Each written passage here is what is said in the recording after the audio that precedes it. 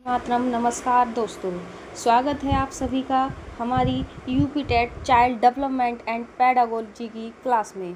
आज अपनी इस क्लास में हम लेकर आए हैं टॉप 100 क्वेश्चंस। आइए अब स्टार्ट करते हैं अपनी इस क्लास को क्वेश्चन नंबर 1 के साथ। हमारा पहला क्वेश्चन है, जीन पियाजे के अनुसार किस अवस्था में बच्चा वस्तु स्थायित्व विकसित करता है?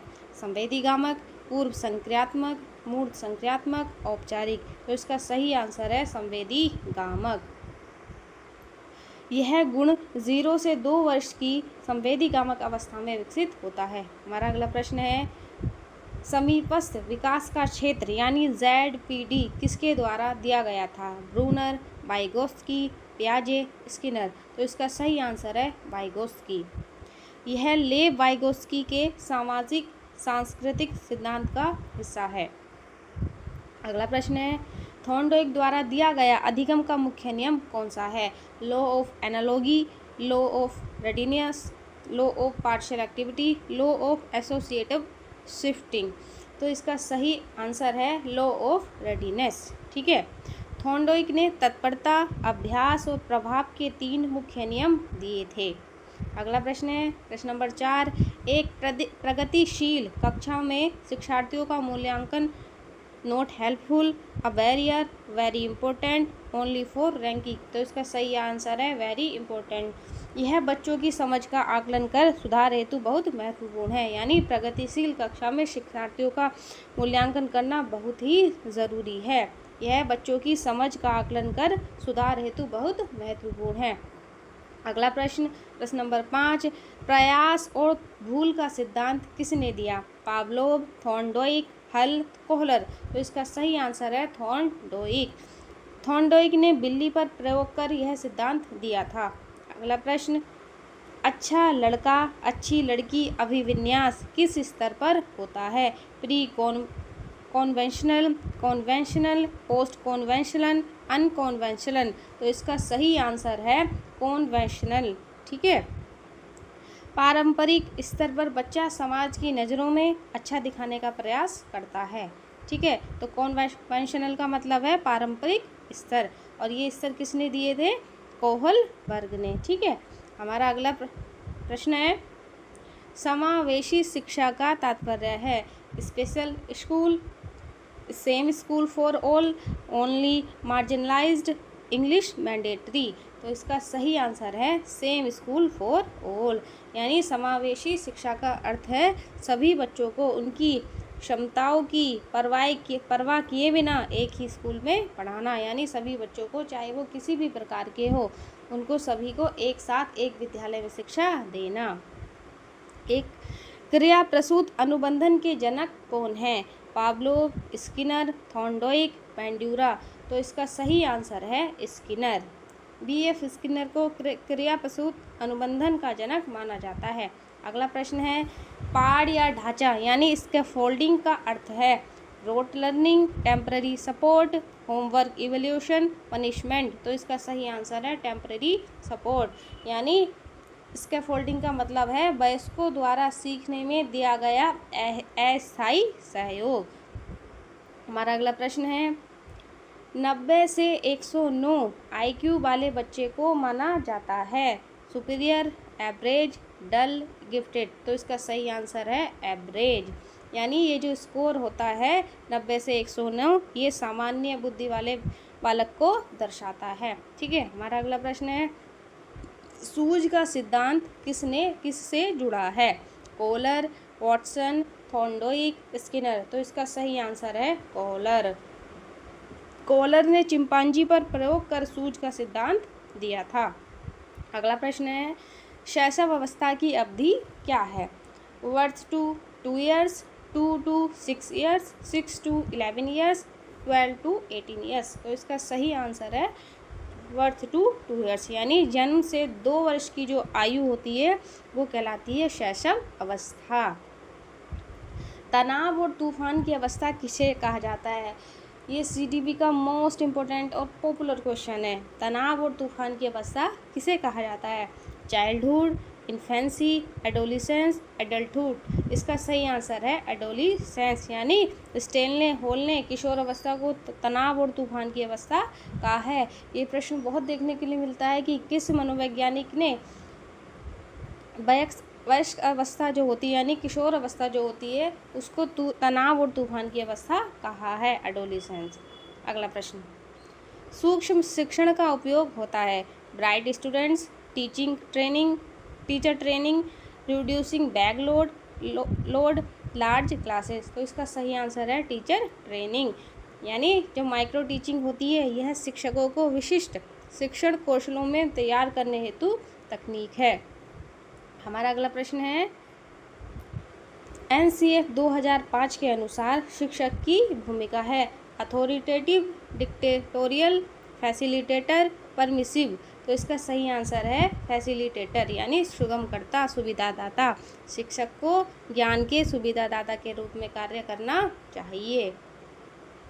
विकास एक सतत प्रक्रिया है, यह किससे संबंधित है? Integration, continuity, interaction, difference. तो इसका सही आंसर है कंटिन्यूटी, यानी निरंतरता का सिद्धांत बताता है कि विकास कभी नहीं चलता है, ये हमेशा चलता रहता है। अगला प्रश्न है हमारा, सूक्ष्म गत्यात्मक कौशल का उदाहरण है, यानी फाइन मोटर स्किल बताना है कि इसमें कौन सी है?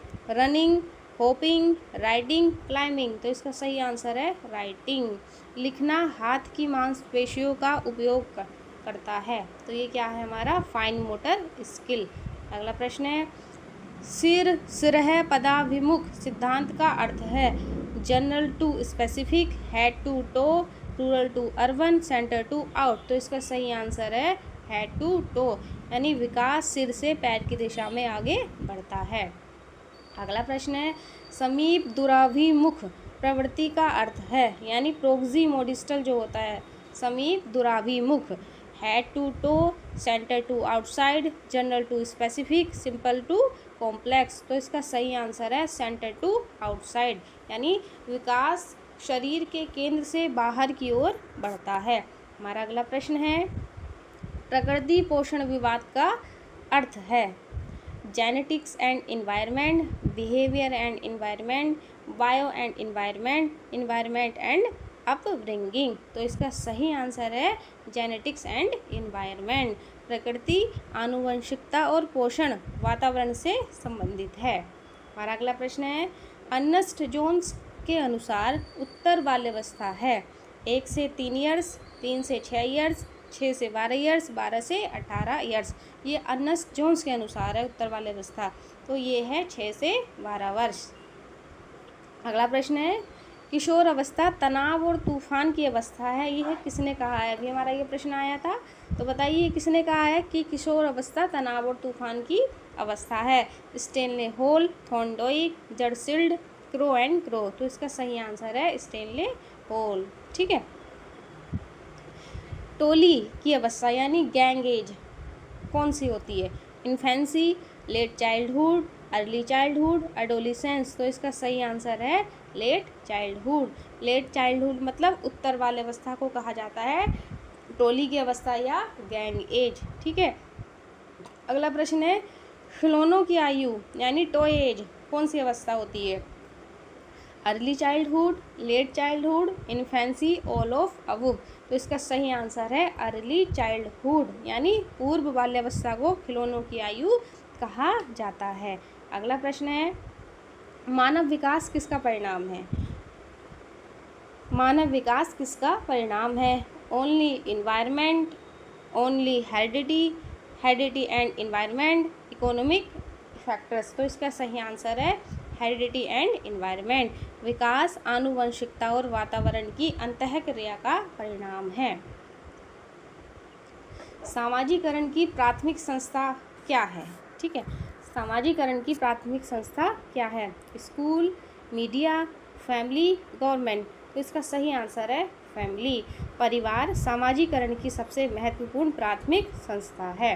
हमारा अगला प्रश्न है, सामाजिकरण की द्वितीयक संस्था। सामाजिकरण की द्वितीयक संस्था primary, secondary, active only, informal. देखिए थोड़ा हमारे ऑप्शन इसमें गलत हो गए हैं। ऑप्शन दूसरे से। तो इसमें पूछा गया है समाजीकरण की द्वितीय संस्था कौन सी होती है। तो समाजीकरण की द्वितीय संस्था है विद्यालय। विद्यालय आदि समाजीकरण की द्वितीय संस्थाएं हैं। ठीक है, जरा माफ़ करिएगा, ये थोड़े क्वेश्चन ऑप्शन जो है गलत हो गए हैं। वैसे आंसर जो है विद्यालय। ठीक है, ये है अंतःक्रिया विकास तय करती है। तो इसका culture, education, heredity, environment, challenges, limits, discovery, exploration. Heredity देखिए, हेरिडिटी और इन्वायरमेंट यानी आनुवंशिकता और वातावरण की अंतःक्रिया विकास तय करती है। तर्क करने और समस्या हल करने की क्षमता को तर्क करने और समस्या हल करने की क्षमता कौन से क्षेत्र में आती है। Social, physical, cognitive, moral. तो इसका सही आंसर है कॉग्निटिव। यह संज्ञानात्मक विकास से संबंधित है। ठीक है, नेक्स्ट प्रश्न है प्रसव पूर्व विकास दोष संबंधित है, यानी प्रसव के पूर्व अगर विकास जब चल रहा है तो उससे कौन सा दोष संबंधित है। Prenatal, postnatal training, peer interaction, social. तो इसका सही आंसर है प्रीनाटल। गर्भ के भीतर का वातावरण भ्रूण को प्रभावित करता है। अगला प्रश्न है मौजूद स्कीमा में नई जानकारी फिट करना, यानी मौजूद स्कीमा में नई जानकारी को जोड़ना क्या कहलाता है। Accommodation, assimilation, equilibration, organisation. तो इसका सही आंसर है एसिमिलेशन, यानी आत्मसात करना। यानी जो हमारे पास जानकारी है उसमें अगर हम और अन्य जानकारी उसमें ऐड करते हैं तो इसको कहा जाता है आत्मसातकरण। ठीक है, अगला प्रश्न है अनुभव के लिए स्कीमा में बदलाव करना। अनुभव के लिए स्कीमा में बदलाव करना क्या कहलाता है। Assimilation, accommodation, egocentrism, object permanence. तो इसका सही आंसर है अकोमोडेशन, यानी समायोजन। अनुभव के लिए जो हमारा वर्तमान स्कीमा है उसमें बदलाव करना क्या होगा, समायोजन। ठीक है, बच्चा सोचता है कि सब वही पसंद करते हैं जो वह करता है। तो यह कौन सी क्रिया को या कौन सी अवस्था को दर्शाता है। Animism, egocentrism, conservation, reversibility. तो इसका सही आंसर है ईगोसेंट्रिज्म। ठीक है, इसे अहम केंद्रितता कहा जाता है। और ये कौन सी अवस्था की विशेषता है बताइए। ये है बाल्यावस्था की विशेषता। अगला प्रश्न है अमूर्त सोच की अवस्था। Sensory motor, pre operational, concrete, formal operational. तो इसका सही आंसर है फॉर्मल ऑपरेशनल। औपचारिक संज्ञानात्मक अवस्था में अमूर्त सोच विकसित होती है। जीववाद यानी एनिमिज्म का अर्थ है believing non living have life, classifying objects, quantity understanding, abstract thinking. तो इसका सही आंसर है believing non living have life, यानी जीववाद का अर्थ होता है कि बच्चे जो है निर्जीव वस्तुओं को भी समझते हैं कि इनमें जीवन है। बच्चे निर्जीव वस्तुओं में जीवन मानते हैं। अगला प्रश्न है वाइगोस्की ने जोड़ दिया है किस पर। Rewards, maturation, culture and language, punishment. तो वाइगोस्की ने किस पर जोड़ दिया था, कल्चर एंड लैंग्वेज। उन्होंने संस्कृति और भाषा के माध्यम से विकास पर जोर दिया था। अगला प्रश्न है खुद से बात करने को कहते हैं। ठीक है, खुद से बात करने को कहते हैं egocentric, private speech, distorted, social. तो इसका सही आंसर है प्राइवेट स्पीच। इसे क्या कहा जाता है, निजी संवाद, यानी प्राइवेट स्पीच। हाइंस दुविधा का प्रयोग किया था प्याजे, कोहलबर्ग, वाइगोस्की, एरिक्सन। तो इसका सही आंसर है कोहलबर्ग ने नैतिक विकास के लिए इसका उपयोग किया था। कानून और व्यवस्था अभिविन्यास किस अवस्था से संबंधित है। कानून और व्यवस्था अभिविन्यास किससे संबंधित है। Pleasing others, obeying laws, personal consensus, fear of punishment. तो इसका सही आंसर है ओबेइंग लॉज। इसे सामाजिक कानूनों का कड़ाई से पालन करना आवश्यक है। ग्लिगन ने कोहलबर्ग की आलोचना की क्यों कि ignored cognitive, gendered wise sample, not real life, too simple. तो इसका सही आंसर है जेंडर वाइज्ड सैंपल, यह केवल पुरुषों के नमूने पर आधारित था। कंडीशनड रिफ्लेक्सेस के लेखक, ये एक बुक है तो हमको बताना है इस बुक के राइटर कौन है। कंडीशनड रिफ्लेक्सेस बुक का नाम है। तो स्किनर, पावलोव, थॉर्नडाइक, हल। तो इसका सही आंसर है पावलोव। इवान पावलोव ने इस पुस्तक में सिद्धांत दिए थे। क्वेश्चन नंबर 42 है, पावलोव के मांस प्रयोग में मांस पाउडर था। Meat powder in Pavlov's experiment was CS, UCS, CR, UCR। तो इसका सही आंसर है UCS, यानी UCS का मतलब है अनकंडीशनल स्टिमुलस। भोजन एक स्वाभाविक या अनअनुबंधित उद्दीपक था। प्रभाव का नियम किसके द्वारा दिया गया है? Skinner, Pavlov, Thorndike, Kohler. तो इसका सही आंसर है थॉर्नडाइक। प्रभाव का नियम थॉर्नडाइक ने दिया था। सुदृढ़ीकरण यानी रीइंफोर्समेंट का सिद्धांत किसने दिया है? सुदृढ़ीकरण सिद्धांत का ध्यान क्लासिकल, ऑपरेंट, इनसाइट, सोशल। तो इसका सही आंसर है ऑपरेंट, यानी जो स्किनर का क्रिया प्रसूत अनुबंधन सिद्धांत है उसमें है ये पुनर्वलन की बात की गई है। ठीक है, इसको रीइंफोर्समेंट को सुदृढ़ीकरण भी बोला जाता है और पुनर्वलन भी बोला जाता है। स्किनर ने प्रयोग किया, किस पर किया था? Dogs and cats, rats, pigeons, chimps, monkeys. किस पर किया था? रैट्स एंड पिजन्स पर। उन्होंने सफ़ेद चूहों और कबूतरों पर प्रयोग किए थे। सुल्तान चिंपैंजी पर प्रयोग किया था। सुल्तान नामक जो चिंपैंजी था, किस मनोवैज्ञानिक ने उन पर प्रयोग किए थे? Thorndike, Kohler, Skinner, Pavlov. तो इसका सही आंसर है कोहलर। हमारा अगला प्रश्न है, गेस्टाल्ट का अर्थ है, यानी जो गेस्टाल्टवादी है इसमें कौन कौन आते हैं? हमारे कोहलर आते हैं, वर्दीमन आते हैं, कोफका आते हैं। तो ये एक विचारधारा है गेस्टाल्ट की। तो इसका मतलब पूछा है कि इसका अर्थ क्या है? Whole, part, behaviour, cell. तो इसका सही आंसर है होल, यानी इसका अर्थ होता है समग्र रूप। ठीक है, अगला प्रश्न है, वेंड्यूरा का सिद्धांत जोर देता है। वेंड्यूरा का जो सिद्धांत है वो किस पर जोर देता है? Operant, modelling, trial error, chemical. तो इसका सही आंसर है मॉडलिंग। यह अवलोकनात्मक अधिगम और मॉडलिंग पर आधारित है। ठीक है, अगला प्रश्न है, पुराना ज्ञान अगर नए ज्ञान में बाधा बने, पुराना ज्ञान अगर नए में बाधा बनता है तो इसको क्या कहा जाता है? Proactive, retroactive, positive, zero. तो इसका सही आंसर है प्रोएक्टिव। इसे अग्रनो उन्मुख अवरोध कहा जाता है। साइकिल से मोटरसाइकिल सीखने में मदद, यानी अगर किसी को साइकिल आती है और साइकिल से वो मोटरसाइकिल सीखने में उसको मदद हो रही है तो इसको क्या कहा जाता है?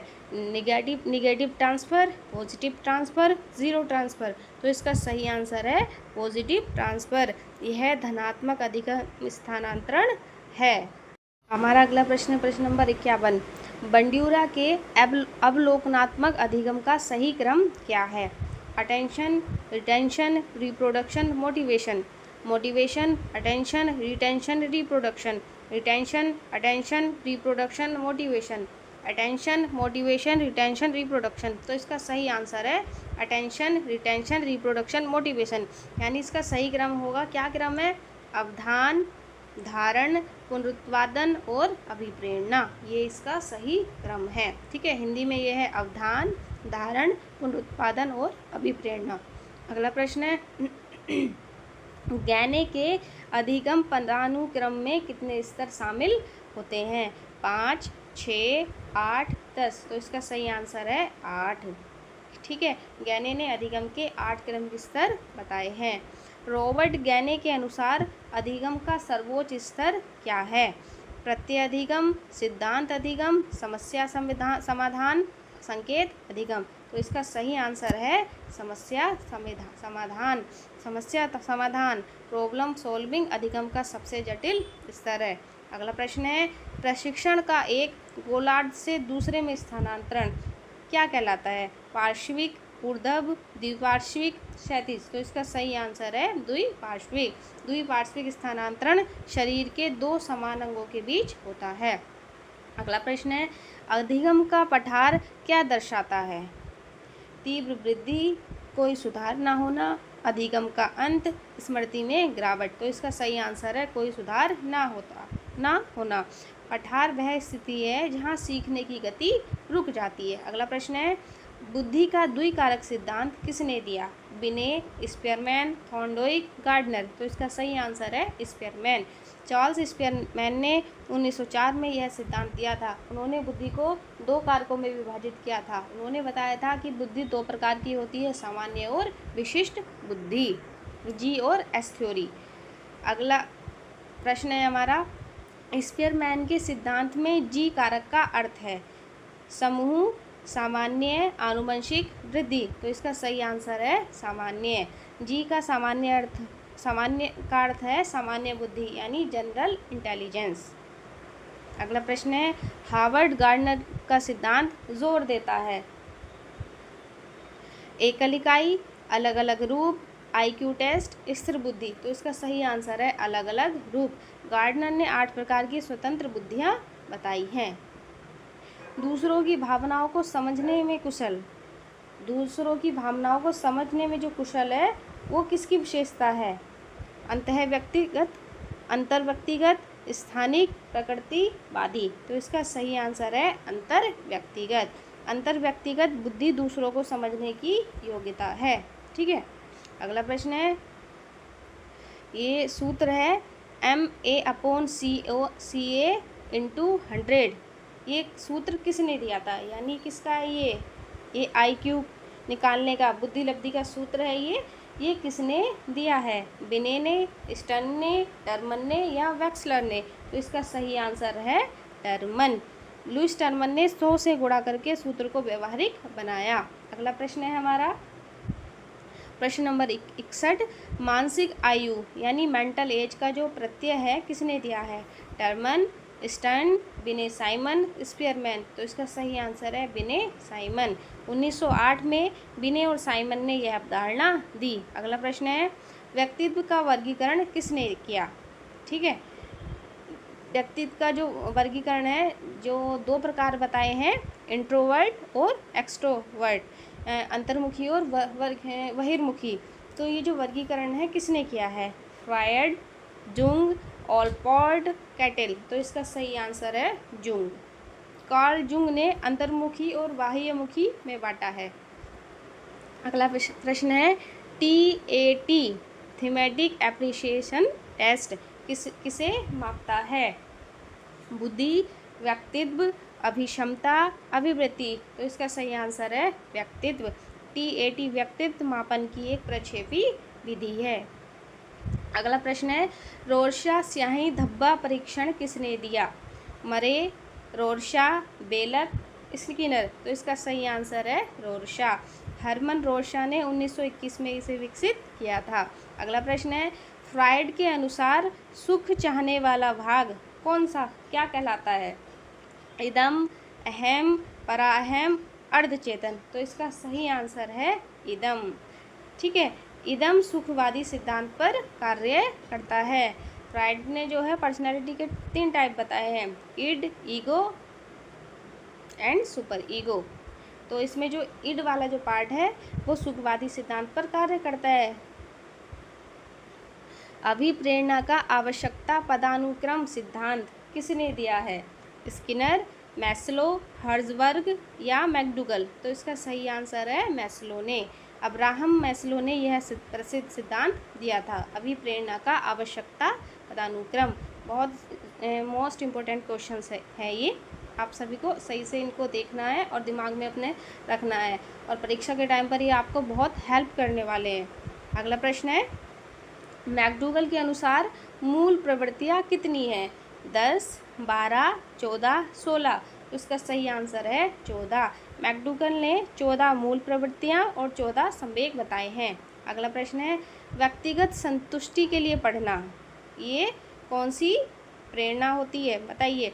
बाहरी, आंतरिक, उपलब्धि, डर। तो इसका सही आंसर है आंतरिक, यानी इसे आंतरिक अभिप्रेरणा कहा जाता है। यानी व्यक्तिगत संतुष्टि के लिए, अपने आप की संतुष्टि के लिए कोई पढ़ता है तो ये कहाँ से उठा है? हमारे अंदर से। तो इसीलिए किस तरह की प्रेरणा है? आंतरिक। मैस्लो के अनुसार शारीरिक आवश्यकता कौन से स्तर पर आती है? आत्मसम्मान, सुरक्षा, भोजन, आत्मसिद्धि। तो मैस्लो के अनुसार शारीरिक आवश्यकता कौन सी होगी इसमें? शरीर के लिए किस चीज़ की आवश्यकता होगी? भोजन की। भोजन, पानी और नींद बुनियादी शारीरिक ज़रूरतें हैं। अगला प्रश्न है, संवेग व्यक्ति की उत्तेजित दशा है। यह किस मनोवैज्ञानिक ने कहा है? ये स्टेटमेंट बताना है कि किसने दिया है ये स्टेटमेंट। संवेग व्यक्ति की उत्तेजित दशा है। पियाजे, वुडवर्थ, वैलेंटाइन, रोस। तो इसका सही आंसर है वुडवर्थ। पढ़ने में कठिनाई यानी डिसलेक्सिया। देखिए, पढ़ने में कठिनाई को क्या कहा जाता है? ठीक है, डिस्ग्राफिया, डिसलेक्सिया, डिसकैल्कुलिया, ADHD। तो इसका सही आंसर है डिसलेक्सिया। तो डिसलेक्सिया एक पठन अक्षमता है। ठीक है, अगला प्रश्न है, डिस्ग्राफिया संबंधित है। डिस्ग्राफिया किससे संबंधित है? पढ़ना, गढ़ना, लिखना, सुनना। तो डिस्ग्राफिया संबंधित है लिखने से। ठीक है, ये लेखन संबंधी विकार है। गणितीय क्रियाओं में कठिनाई, ये कौन सी समस्या है? कौन सा दोष है ये? Dysgraphia, dyscalculia, dyspraxia, aphasia. तो ये कौन सा दोष है? डिसकैल्कुलिया। डिसकैल्कुलिया गणित से संबंधित दोष है। अनुच्छेद 21A सुरक्षा करता है शिक्षा, सुरक्षा, कार्य, भाषण। तो इसका सही आंसर है शिक्षा। यह है जो अनुच्छेद 21A 6 से 14 वर्ष के सभी बच्चों को शिक्षा का अधिकार प्रदान करता है। अगला प्रश्न है, सृजनात्मक बच्चे प्रदर्शित करते हैं अभिसारी सोच, अपसारी, रटने की, अहम केंद्रित। तो इसका सही आंसर है अपसारी। सृजनात्मकता अपसारी सोच से, डाइवर्जेंट थिंकिंग से जुड़ी है। मस्तिष्क उद्वेलन यानी ब्रेन स्टॉर्मिंग बढ़ावा देता है। किसको बढ़ावा देता है? रटने को, अनुशासन, सृजनात्मकता, गति। तो इसका सही आंसर है सृजनात्मकता। यह नई सोच को विकसित करता है, ब्रेन स्टॉर्मिंग। ADHD वाले बच्चों को समस्या होती है ध्यान देने में, लिखने में, देखने में, बोलने में। तो इसका सही आंसर है ध्यान देने में। जो बच्चा इस समस्या से पीड़ित होता है ADHD, तो उन बच्चों को ध्यान केंद्रित करने में कठिनाई होती है।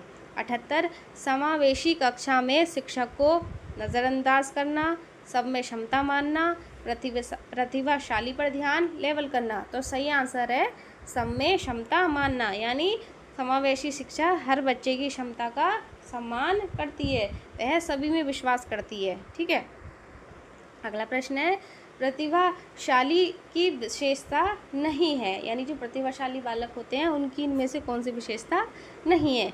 जिज्ञासा, स्वतंत्र सोच, हार मानना, शब्दावली। तो सही आंसर है हार मानना।